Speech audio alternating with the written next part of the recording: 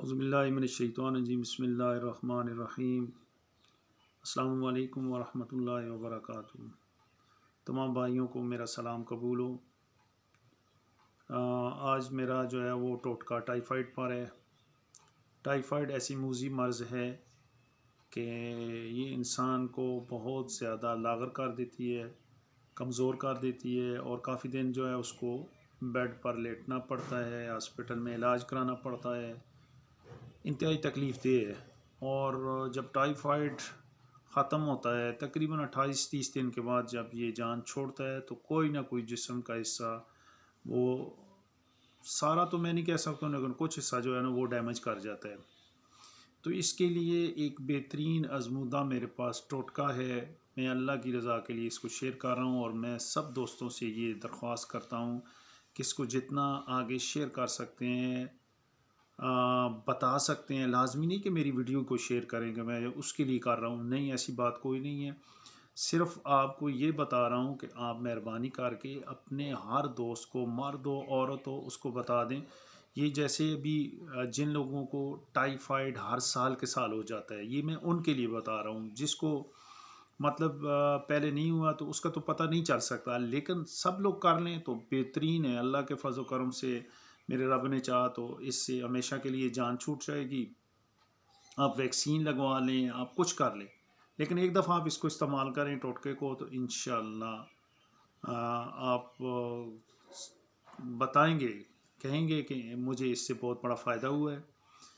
भाइयों, सबसे पहली चीज़ ये है कि टाइफाइड मतलब कैसे हो जाता है। ये अक्सर बेशतर जो है ना मलेरिया के मच्छर के काटने की वजह से, जब मलेरिया आपका बिगड़ जाता है तो वो टाइफाइड बन जाता है।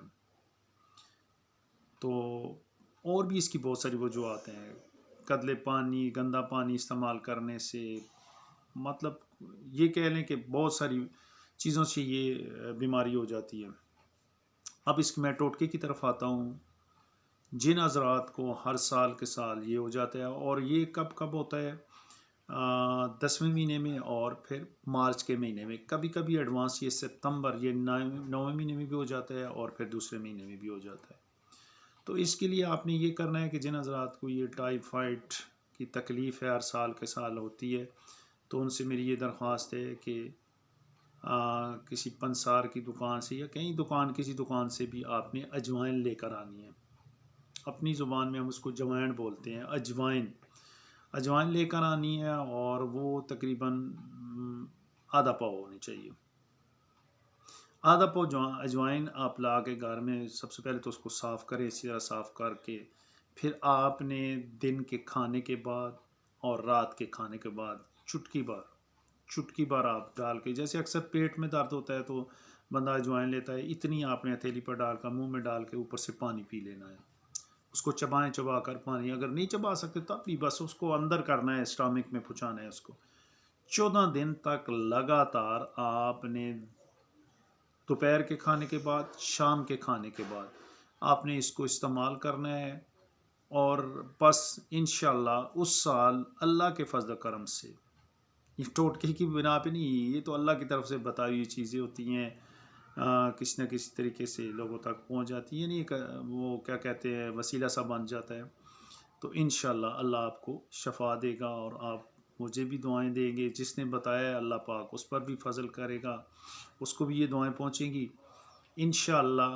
मैं फिर रिपीट करता हूँ, आधा पाव अजवाइन, उसको साफ़ करके रोज़ाना के हिसाब से आप इसको दोपहर के खाने के बाद और शाम के खाने के बाद 14 दिन तक चुटकी भर डेली के हिसाब से आपने इसको खा लेना है। इंशाल्लाह उस साल आपको टाइफाइड नहीं होगा। ठीक है भाइयों, अस्सलामु अलैकुम व रहमतुल्लाहि व बरकातहू।